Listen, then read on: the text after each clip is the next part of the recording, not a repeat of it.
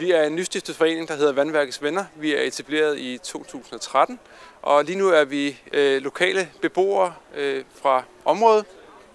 Og fra første gang, da vi så byggegrunden, inden at vores bygninger var færdige, tænkte, at den her vandværksbygning, det var oplagt, at man gik ind og arbejdede med at få brugt den herude til lokale aktiviteter.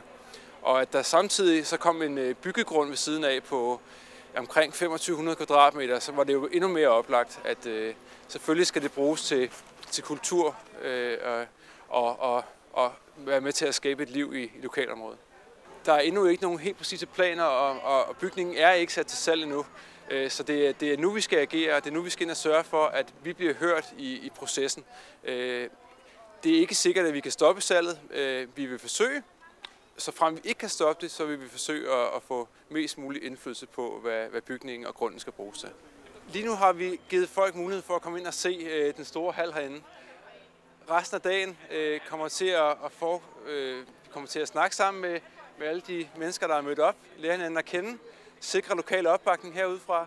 Og det egentlige fokus i dag, det er, at de næste 2 timer kommer til at omhandle en workshop, hvor vi skal idégenerere og se, om vi kan få sat nogle flere folks tanker i spil om, hvad man kan bruge grunden til.